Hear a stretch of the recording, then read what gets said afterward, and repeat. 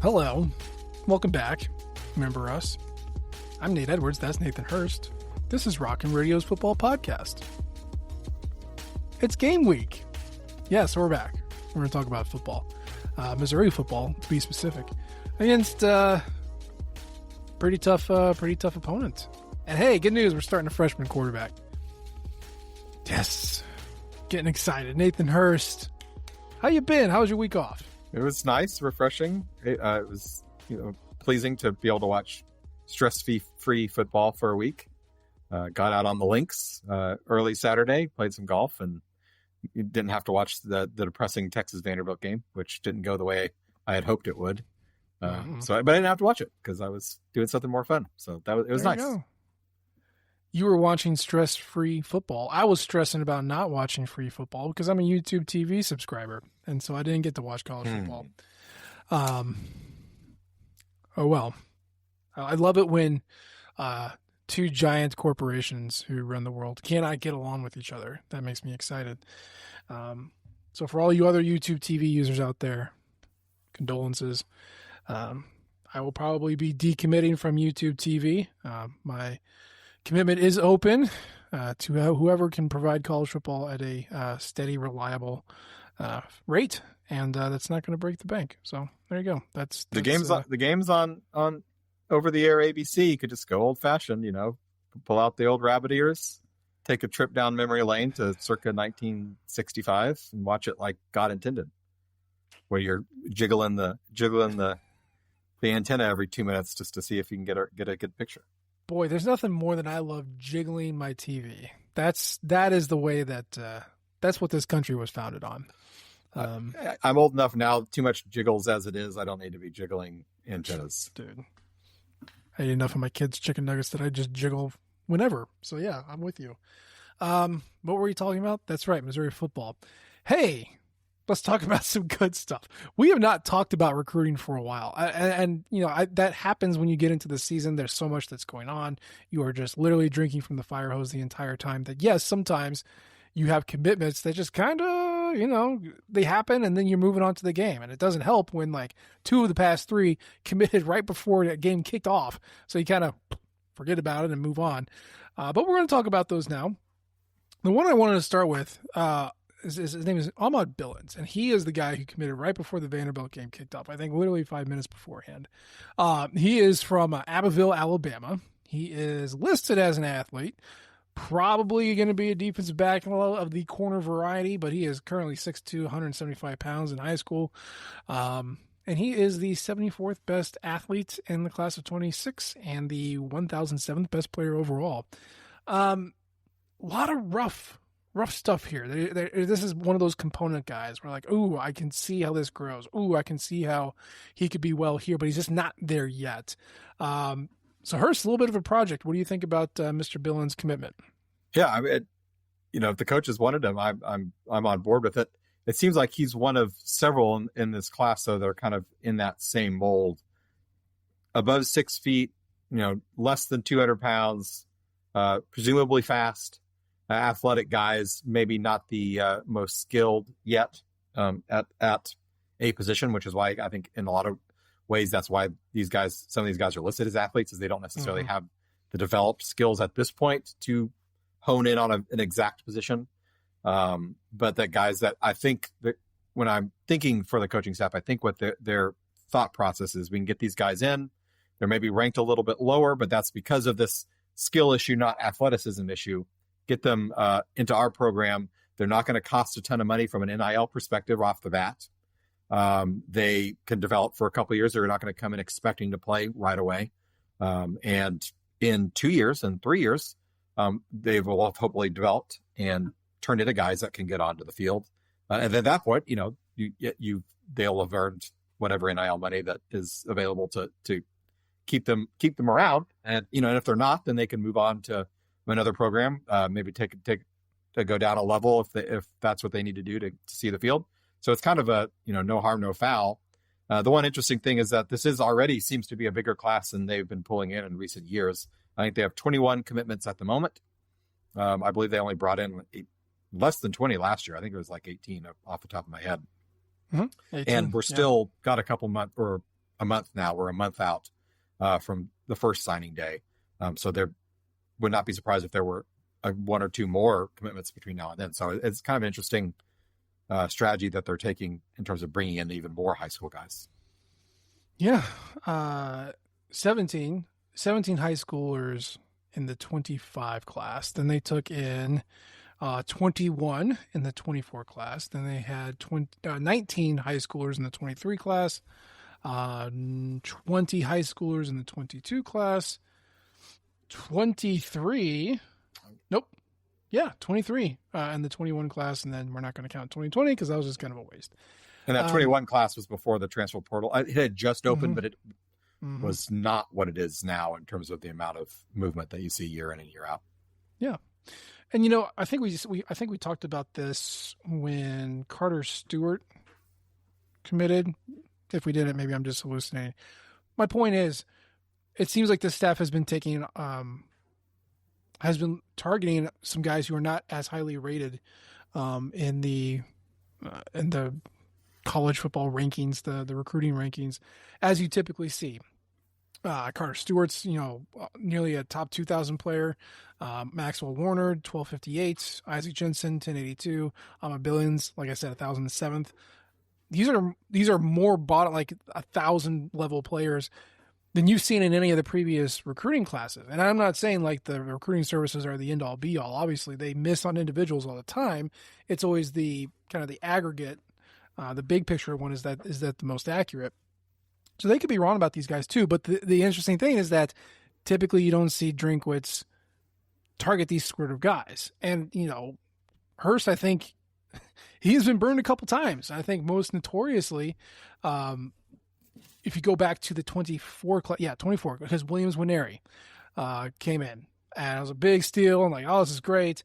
And then he leaves and goes to Nebraska and is like, he's a rotational player right now. Good one. Kawan Lacey at Ole Miss now. Courtney Crushfield at Arkansas right now. These are highly rated guys who, allegedly came to him after their freshman year and said, hey, I need more. And, credit to Drinkwitz and the staff. Like, why would we pay you more? You haven't done anything yet. Like, we'll give it to you when you've shown it. And I don't want to say this is like a gross overreaction to that, but if you already have a strength of identifying talent through the portal and you've been burned from high schoolers who want more now, yeah, why not kind of target projects, develop them? If they choose to stay, great. They're cheap, as far as payment goes. If they want to go somewhere else, then you haven't really lost anything. And by the way, hey, we're still kicking butt at analyzing portal additions. So I'm not saying that's where they're going to go. Obviously, they have plenty of blue chips in this class, but might be something to think about going forward. How would you do it if you had infinite? Let's say money's not an issue. Let's just say money's not an issue. But obviously, portal issue. I'll just take all the 5 stars then, and then I'll take all the good portal players too. If money's not an issue, I'll just take them all. But no, I think this strategy does make sense if you're going to have a big budget to go bring in those top portal guys. They've got at this moment 4 4-star rated players. So they do, as you mentioned, they do have some blue chip guys. They're in the mix for at least one more blue chip guy. We'll find out here in the next week or two where he's got to commit defensive lineman. He just decommitted last week. So that they're bringing in some talent too.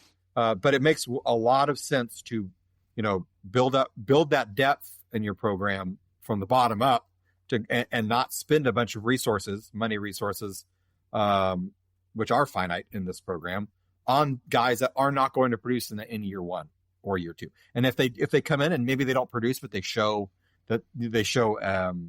promise, they work hard, they good locker room guys, they have it developed to the point where you're confident in a year or 2 they are going to see the field, then that's when you can spend a little bit more of your resources on those guys. If they don't and they stick around, as you said, that's fine. That's depth and they can continue to develop. If they choose to leave at that point, then you get another.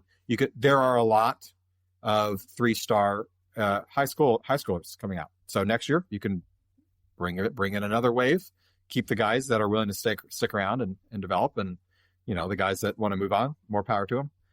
And then once again, holding on to the resources for those top transfers bring in 4 or 5 4-stars a class like they're doing this year. I think it makes a lot of sense. Yeah. But, it isn't just, kind of 1,000 level players, because they're getting some big guys too. And in fact, we're going to talk about the other guy, Jackson Gates. He's a cornerback. He's out of California. That is not a territory that Missouri usually recruits from. They have one guy on the roster who's from California, but he's a walk-on, Anthony Favreau, who earned a scholarship earlier this year. But we're talking about Jackson Gates. He is a cornerback. He was committed to BYU for quite some time and then flipped. He's the 662nd best player according to 247, 56th best corner in the country, 48th best player in the state of California out of Damien High School. 6'1", 170, so another one of those tall, lanky corners. He flipped on Halloween, so very spooky. I like his tape. He's a little bit more polished than Mr. Billins, but again, this isn't a guy who's going to start unless he blows it out of the water, but hey, more depth. You can't argue against it. Yeah. And, BYU I guess they do count as a Power 4 program now, don't they? Now they do. 12. Yeah. You're taking a guy from a Power 4 program, a good one. BYU is always competitive. They do a really good job of identifying these 3-star guys and then developing them. So if they saw something in this guy, I think there's a good sign that there is there's some talent in there from California. Hey, if they want to start building a pipeline out to California, that I'm more than happy with that. I'm very curious to see how they even got connected with him in the first place, because I don't know if they send a coach out there on a regular basis. Maybe there was some other connections through family or something, that we don't know about at this point. But it's exciting. More polish is the right way to say it. He does have a specific position. He is a cornerback because he does have that more developed skill at this point. Will he play next year? No, probably not. But, in 2 years, yeah. And maybe he comes in and gets on the field in special teams next year and can contribute in that way. I mean, I think he's that type of an athlete that can do that. And the same goes for a lot of these defensive back athlete type guys that, that's where they're going to have their most impact really on their career anyway. Mm-hmm. It is interesting. I mean, of the 20, what do we say? 21 recruits that they have so far. Oh yeah. The JUCO kid. I forgot about him. 10 on offense, 11 on defense, but 6 of your 11 are in the defensive backfield. 4 of those we're probably thinking are going to be safeties. 2 are corners, but obviously defensive backs coming from high school to college. Like, there's a lot of fudging there. You can kind of go either way depending on how many Uncrustables you want to eat. But it's like you could just portal your problems away, but they seem to be building a lot in the secondary with these kind of lower rated projects. And I'm really fascinated to see who sticks around and how they want to use them. But what should we read about 6 defensive backs in one recruiting class? What should we think about that? I'm not really sure. I think what they could be telling us without telling us is, and you look at who's seeing the field now for the Tigers, a lot of those guys are going to be gone next year. Yeah. A couple will be back. Banner will be back. Deloach, who hasn't seen the field nearly as much this year as he did last year, but he'll be back and presumed will be playing quite a bit next year, hopefully. But Drayden Norwood probably gone. I think Toriano Pride's definitely gone. Stephen Hall's gone. So all the cornerbacks for sure. Free safety gone with Catalan. So I think they're telling us, we're going to need to go back in the portal again and bring in another round of guys for next year. But if we can bring in a big class of developmental guys that can work hard next year as freshmen, won't see the field as a freshman, but then when the next class of portal guys is gone, hopefully at least a couple of those guys we brought in will have risen up above the level and are going to be able to find the field. And it just shows that, that's an area they've found of a weakness, I think, in recent years in terms of developing guys, excuse me. Because you look at the starting who in the secondary is receiving minutes and snaps at this season. There is not a single one that is a freshman recruit or a high schooler recruited into the team. Catalan transfer, Hall transfer, Norwood transfer. Carnell was Dalen Carnell. He's number 1. And he was it. And he was like the first class that Drinkwitz brought in.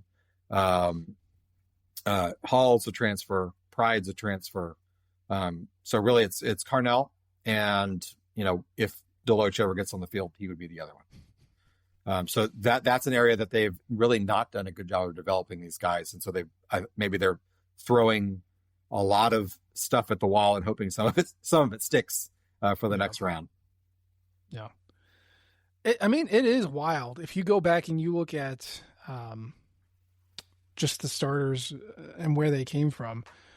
You go back to 2021, and for the entire team, Missouri was starting 1, 2, 3, 4, 5, 6, 7 transfers in 2021. Now, in 2025, they have 7 starters on defense that transferred in, let alone another 1, 2, 3, 4, 5, 6 on offense.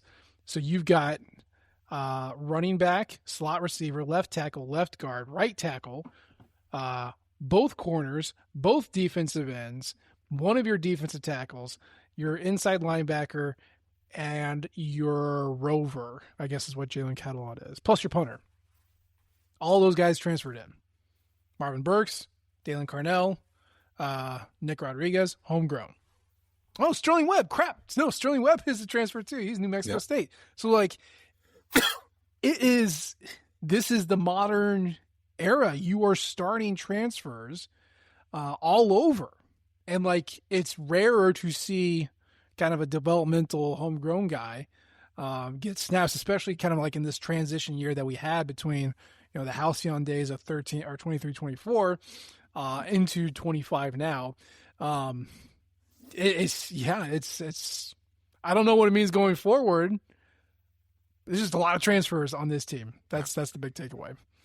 One of the hardest things I would have to imagine being a college football coach is 2 hardest things: identifying talent out of high school when you're looking at players that are 17, 18 years old playing against other 16, 17, 18-year-olds, finding which of those guys are talented enough to play at the next level. And then number 2 is developing that talent to the point where they're able to get on the field and compete in the SEC. So why do that when you can let other people do that hard work for you? And then you could just sit back and see which guys do compete at a level that, if not the SEC level, then a level in college where you feel like they could elevate to an SEC level, then bring those guys in. So Mizzou is not alone in doing that, but having SEC money helps when doing that and makes that job quite a bit easier. Yeah, I would say so. But let's not forget about the last commit that we have not talked about so far. This is a big one, Oklahoma State flip, which put a pin in that. I'd like to talk about that before we get out of here. Tajh Overton, defensive tackle out of Owasso, Oklahoma. Does that sound familiar? Owasso, Oklahoma? Anybody? Bueller? Yeah, that Chris McClellan, he was there. So there's a little bit of a tie there, which is nice.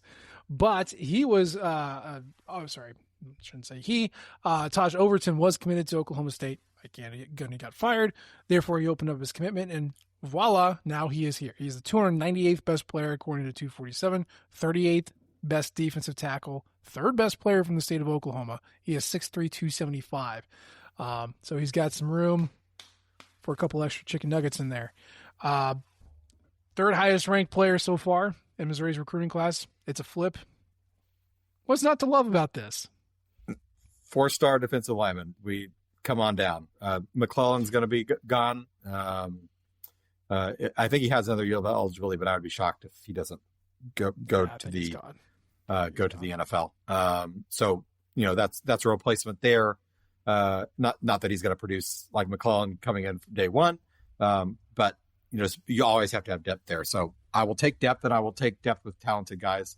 He's probably gonna have to put on 20 more pounds, which he can do.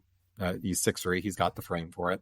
But yeah, come on down, bud. I will take a 4-star defensive lineman over just about any other 4-star of any other position, to be honest. If you have to pick one position where you want your blue to be blue chips, I think it's going to be in the trenches, both sides. Mm-hmm.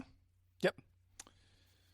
Tackles, guards, edge rushers. That's what we're looking for. Yeah. So very good. Yeah.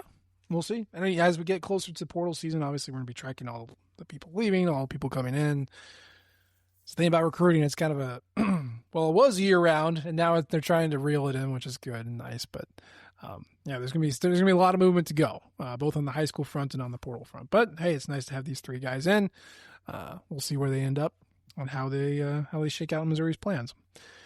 Speaking of Missouri's plans, they got the plan to play Texas A&M this week, and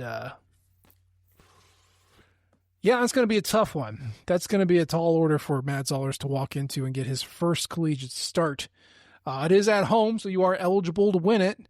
I know most Missouri games you can kind of wait and turn on for the last 7 minutes of the game and go, okay, now we can see who's going to win. But boy, Texas A&M is just they're just kind of cut above the rest. What are your impressions of the Aggies heading into this? They're good. Let me start with that. They're a very good team. They're a very good team.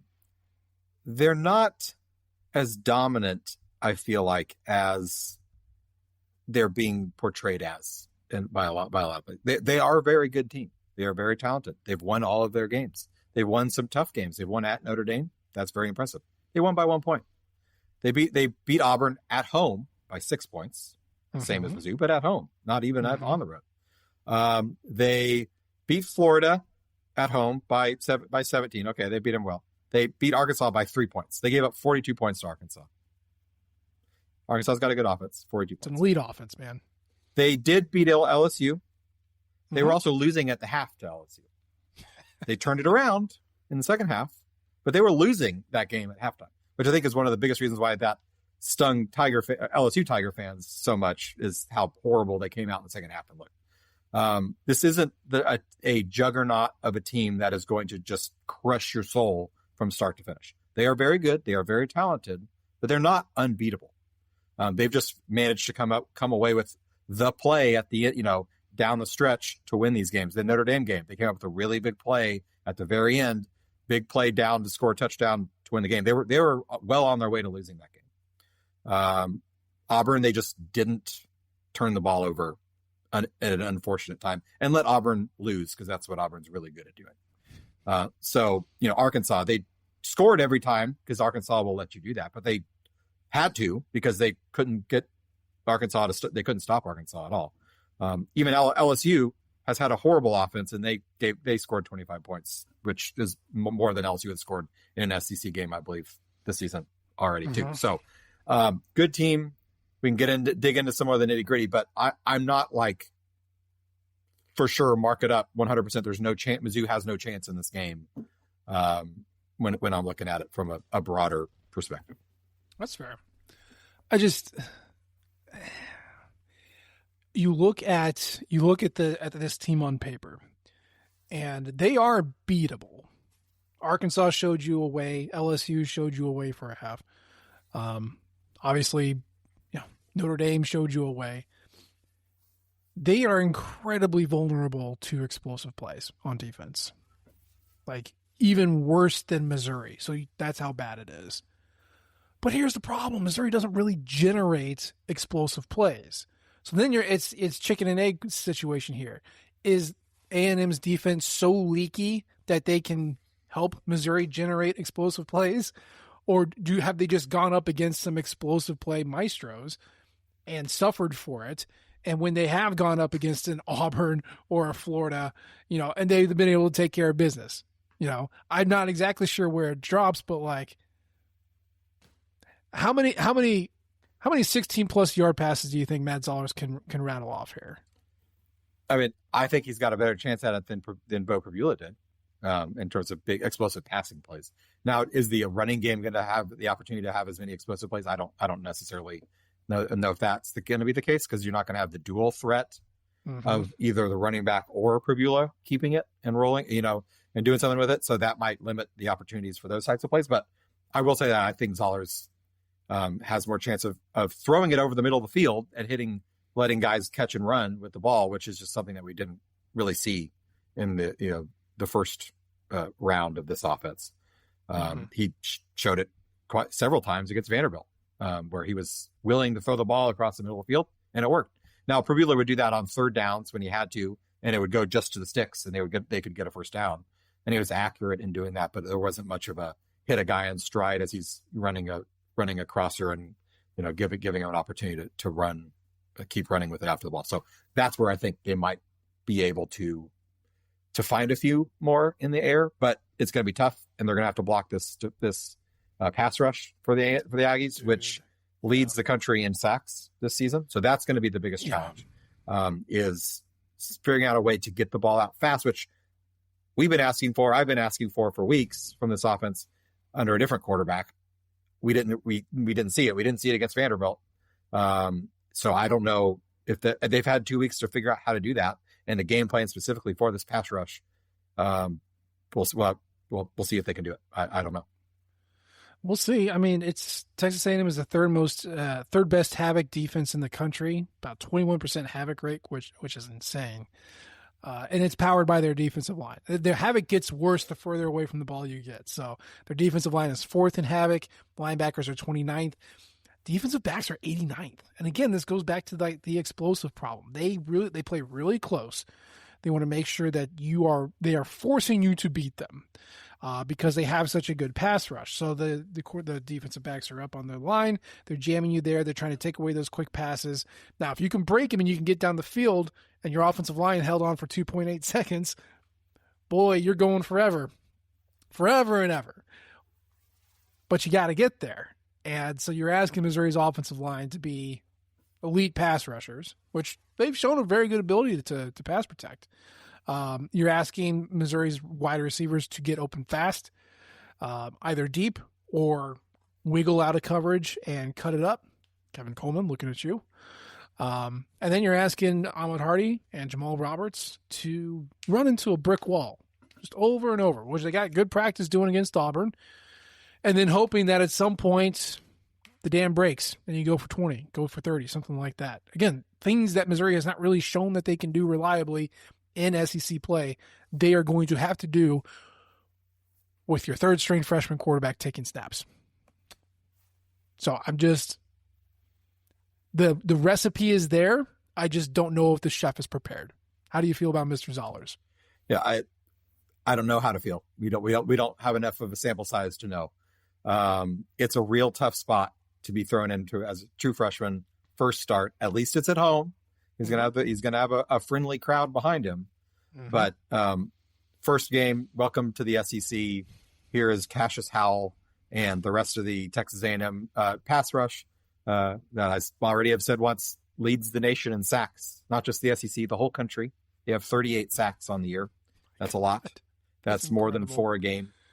And to have to process and figure out where the ball needs to go and get it out before those guys can start messing with you. It's a tough ask. It's a real tough ask. And if he struggles, it's not going to be any indication of what his ceiling is as a quarterback at Mizzou.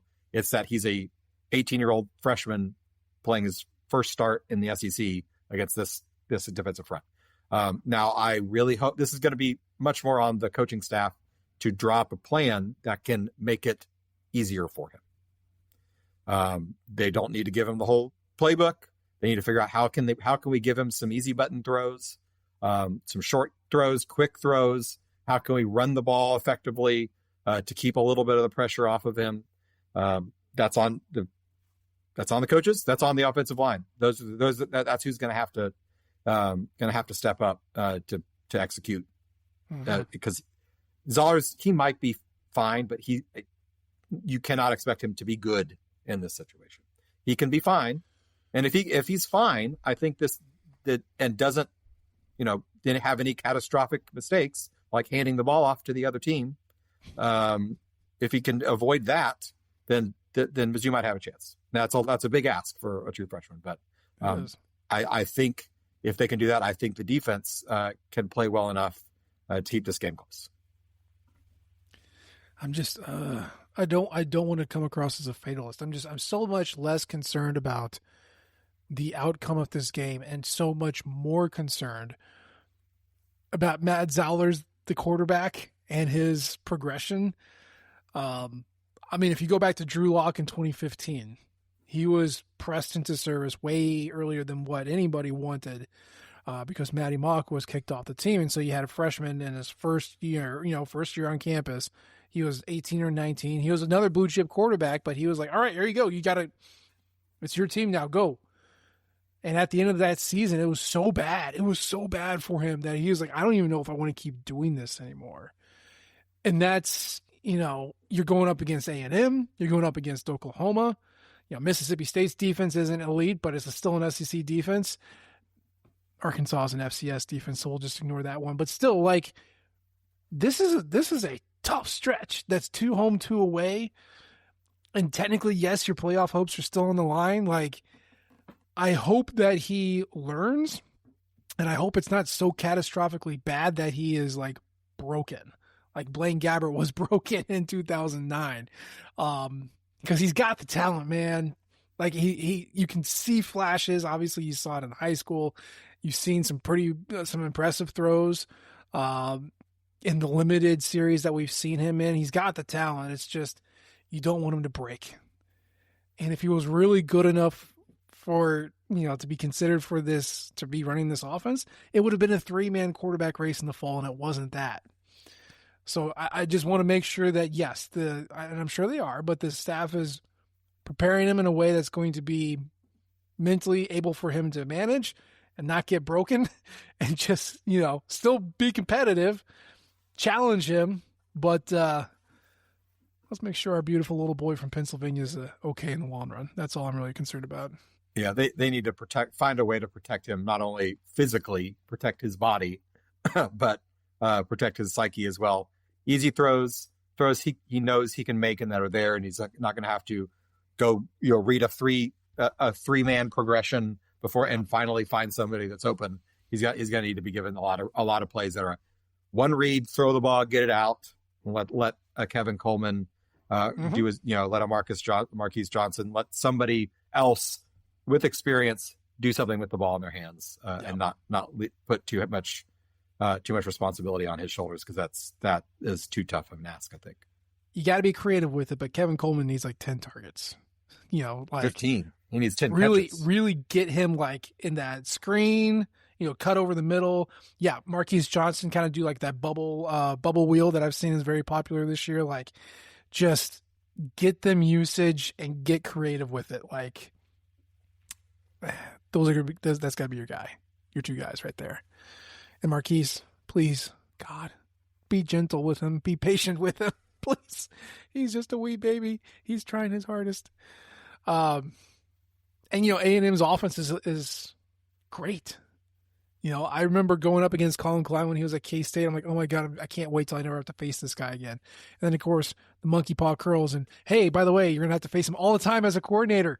Yay. And his offenses are just as annoying as he was when he was playing quarterback at K-State. Like, you're like, how does this work? And it does. And it's so frustrating because it doesn't seem complicated. It's just running the ball and with the quarterback and with the running back and like quick passes. And you're like, you should be able to stop this. And nobody does. I look at these stats to try to figure out where you can attack these guys, and there's really nothing you can. They're just solid. They're efficiency based. They don't turn it over. They get a couple explosives when they need it, but they convert third downs. They finish like it's just these guys suck. I don't even know what to say about their offense. It's going to be no fun. Their offense is good. They're not elite at anything. There's not one thing you look at and say this team will throw it for 400 yards, no matter what you do. That's not what they do. They're not going to run it for 250 yards either, but they're going to be balanced and they're going to be efficient. They're going to get the job done. I'm much more worried about the other side of the ball than I am on this. I think as long as the offense can hold on to possession of the ball long enough to keep the defense rested, I'm not terrified about how this defense matches up with this offense. I think the Mizzou defense can play well enough against this offense. They've had plenty of experience against mobile quarterbacks. They've done very well against mobile quarterbacks this season. And Marcel Reed is good. He's not the best quarterback that they will play this year. And he's mobile, but he's not the most mobile quarterback that they've played this year. So they can play well enough. The defense has done it all season. Today as well, they can play, or this week, they could play well enough to win this game. And I think they will, at least long enough to give the offense a chance to make it obvious whether or not they're going to be in the game or not. But a couple turnovers on the offensive end, short fields, that's how it can go sour real fast. And then, the dam breaks. And if it's, you're looking at early third quarter and it's 24-3 or 24-10, that's when the defense could start losing it a little bit. Yeah. A&M has scored 30 points in every game except for one. It was Auburn. Auburn is the 11th best defense in the country. Excellent defensive line. You've seen them play. I don't need to explain it to you. Missouri's defense is 10th. Very similar in how Auburn does it. So maybe you can make an argument. You can say, look, Auburn did it with no offense. Held them to 16, one-score game. They were on the road, though. I will say, their worst performances have been on the road. A 63% post-game win expectancy against Notre Dame, game they won by 1. A 62% post-game win expectancy against Arkansas when they won by 3. Now, they also 100% win expectancy against LSU on the road, but like you said, they were down at half. So, again, you're at home. You are eligible to win. It could happen. I do agree with you. I think this defense can't handle it. I'm just saying, there's Texas A&M's offense is just jujitsu, right? That block, reverse, counter. We went, you're not over there? We're going right there. It's going to be the most frustrating thing in the world, and I'm so excited that we get to watch it. Well, I don't because I have YouTube TV, but One bright spot, and I don't like to call it a bright spot, but Le'Veon Moss, their very good running back who destroyed Mizzou last year, is out. He was officially on the injury report the first of the week that came out earlier today, was ruled out for the game. He's been dealing with injuries a lot of the year. So he will not be playing. They do have, 3 other guys that can run the ball. Emmitt Smith's son is on their team. He's their fourth leading rusher behind Reed. So we'll probably see some carries from Emmitt Smith Jr. We've got Reuben Owens. Reuben Owens is there going to be the leading receiver or leading rusher coming in. But the other thing is Reed is not a guy. He only has 6 sacks on the year. So I think the experience with Vanderbilt is actually going to be very helpful in defending Reed. He's much faster than Diego Pavia is.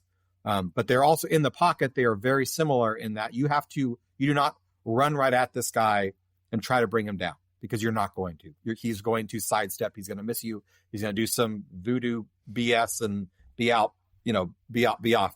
And he's fast. He's faster than Pavia, so he can outrun a defensive end trying to attack him down. But they got to keep him in the pocket, make him make throws downfield. That's what they need to do. They're not going to sack him. They might get a couple, but they're not going to rack up 5-6 sacks on this guy. He only has been sacked 6 times all year.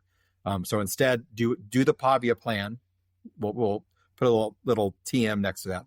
The Pavia plan. Keep him in the pocket. Don't let him escape up the middle. Make him go through his progressions, 2-3 reads, find a guy. He hasn't had to do that a whole lot of that this year. Make him do that. Guard his first reads are good. Mario Craver, very good receiver. Leads the SEC in receiving yards at the time. But that he's, to be honest, they've got 2 receivers, him and Concepcion, that are good. Everyone else is pretty much non-existent. So if you make him read, if you can cover his first 2 reads, he's got nowhere else to go with the ball that he's confident with. The next leading receiver after those 2 guys has 13 catches, and that's their tight end. So if you make him go to read 3, he may not want to do that. He may try to then bail the pocket, and then you've got him boxed in right where you want him. So not going to be easy by any means, but I think that's the way they got to approach it. I mean, Auburn can stop Craver and Concepcion, and that's about it. So, do you have faith in Drady Norwood and Toriano Pride and Stephen Hall? That's the question you got to ask about that one. I will give those guys credit, though. The last few weeks, they have done a much better job. Alabama, they shut down Alabama's studs. It was their 4th, 5th receivers that killed us. Yeah.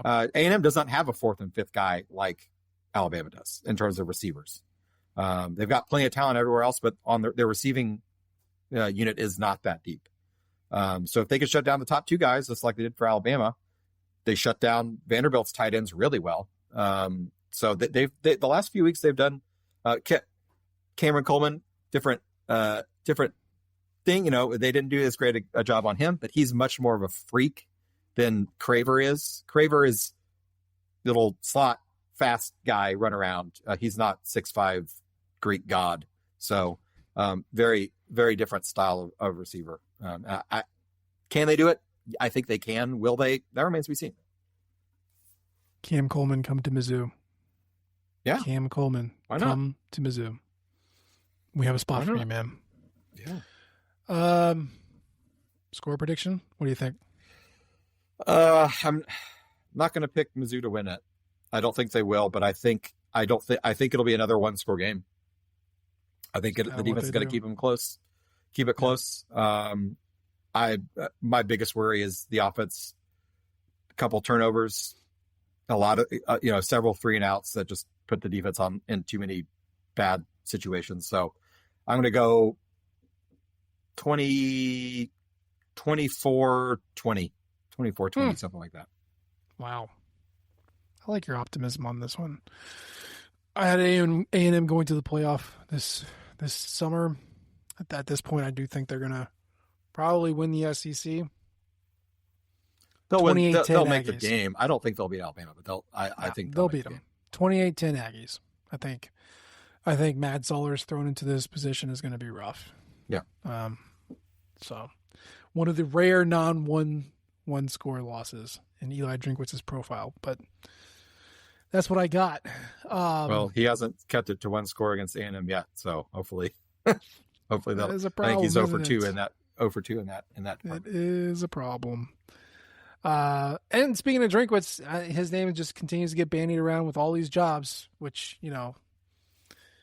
don't trust the list, man. Like those lists are profitable for individual reporters. They are friends with agents, and their agents say, "Hey, put my guy on the list," and they say, "Okay." So don't worry too much about lists. But obviously, he's still on him, and people are very interested in him. There's plenty of camps that want him. I was just thinking the other day, if you go back and you think about the jobs that are open right now, and they're high profile, and that's why Eli Drinkwitz is associated with them. So you got, Virginia, maybe not Virginia Tech, but you got Penn State, Florida, LSU, Auburn, and it's like, oh, Eli Drinkwitz would be great here. I also want to think on the flip side here. You're Eli Drinkwitz, you're at Missouri. You're being courted by everybody. You're going to get a raise no matter what. You're making more money next year than you are this year, no matter what. That's cool. Do you want to take one of these jobs and start your process all over, move the family again, who allegedly love being in Columbia? Or do you want to benefit from all of the turmoil in the SEC specifically, but just in the college blue blood realm, and capitalize on being transfer portal you? And like I said, Cam Coleman, come on down, right? Hey, did you decommit from Penn State? Why don't you come on over here? We got two of your buddies from Pennsylvania over here. Oh, hey, you were committed to Florida? Hey, yeah, well, you know what? I'm still here. I'm still at Mizzou, and we got money to pay it too, baby. And I just signed an extension, so I'm here for good. Like, I'm trying to figure if there is a noticeable benefit to being the steady presence in college football, the steady coach who can recruit the transfer portal well, when you are in a realm when so many blue blood programs and so many blue chip guys are now in flux. What do you think about that? I mean, I think there is. I am admittedly very biased, but sure. I think there is. I think we're at the stage in college football now where a program like Mizzou is a steady place to be, a stable place to be. It used to be 15 years ago. LSU, Florida, Ohio State, those are the stable programs that you go to and you're there and you're stable for a long time. That's not the case anymore. The money that's in and been invested from outside entities now, just that's at stake for these top blue blood level programs, makes it inherently unstable. So you could go in and have an incredibly successful season, like Penn State making the semifinals last year, and then the very next year you're being fired. That was, that instability was what Mizzou was 15 years ago, and programs of its ilk, 15 years ago, 20 years ago, 30 years ago. It's flipped on its head now. So do you want to buy into that life that, yeah, I'm going to make a lot of money. But I'm also going to be making a lot of money to not work in 5 years. That sounds great to me. I'd be happy to make a lot of money not to work. These guys are wired a little different. Are you prepared to go in and not be there in 5 years? You're going to go there for 4 years. No matter what your success level is, there's going to be a year at some point where you're not going to get it done for whatever reason, injuries, you miss in the portal. Look at Florida State. And then all of a sudden, 1-2 years and you're gone. You come to Mizzou, you stay at Mizzou, the stable. Weird to say that Mizzou is the stable one here, but you miss on a portal class, you're not going to get fired the next year. You get 3 straight 10-win seasons, they're going to build a statue for you. It comes down to individuals and what an Eli Drinkwitz wants out of his career, wants out of it for his family. But that, I speaking for myself, the stability sounds, seeing as how the money itself isn't that much of a difference. He's making more than Billy Napier was making. He's making more than James Franklin was making when he was fired. So it's not like he's going to be taking a big pay bump if he were to move. The same goes for Lane Kiffin going from an Ole Miss to a Florida or wherever as well. They're not making a big raise like 15 years ago. Mizzou to Florida would have been an obvious choice. You would have obviously been making 30% more the next year. That's not the case this year. So, yeah. And obviously we can't foresee the future, but I mean, given the potential new programs that could potentially make the playoff this year, ones that have not ever made the playoff or really been in contention for a national title, and coaches start seeing that those pathways are open, and you start seeing fewer Florida's, Texas, Michigan, getting into the playoff and making that run, especially if we can keep it at 12 and not get 6 SEC teams in at once. Then there's absolutely value to be not at the tippy top, but like right below it. Get in the neighborhood and then just be like not the biggest house, but the one with the best home theater system. Like boom, now we're cooking. Okay, now we can belong. Just find your niche and ride it. I mean, for God's sakes, Vanderbilt's been in playoff contention talk all year. Vanderbilt, it can be done. It can be done anywhere. You don't need the blue blood resources to do it anymore. Because especially, people can find ways to pony up and pay for those rosters. So yeah, I don't know. There's so many decommits, and Tajh Overton's one of them, and that's from Oklahoma State. Think of all the blue chippers that are committed to Penn State or Florida.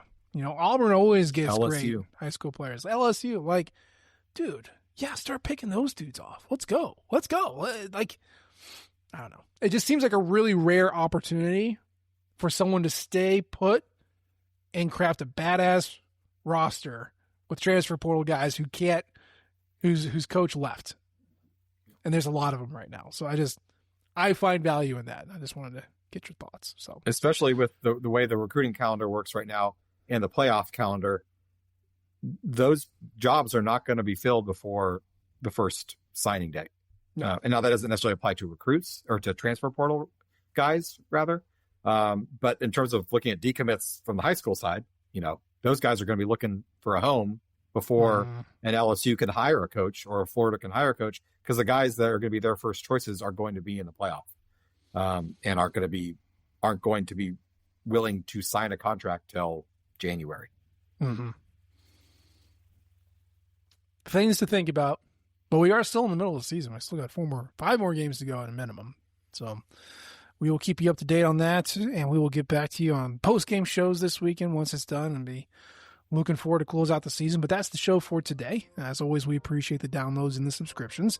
You can leave a comment or you can rate us. We love all types of feedback from you all. You can follow us on Twitter. I'm at Nate G. Edwards. He's at Burst to Hurst. Of course, you can follow the Rock M flagship at Rock M Nation and our podcasting outlet at Rock M Radio. We appreciate you tuning in this time. We'll try to do better next time. And until then, MIZ. ZOU. Thank you, everyone, for tuning in to Rock M Radio, a proud partner of Fans First Sports Network. Rock M Radio is the official podcast network of Rock M Plus, a new and exciting subscription service provided by me and the other voices of Rock M Radio. Please take a few moments to head over to rockm.plus and sign up for an account today. The cost is only $5 a month, and the benefits include access to our live podcast, a subscriber-only message board, weekly newsletters, and more.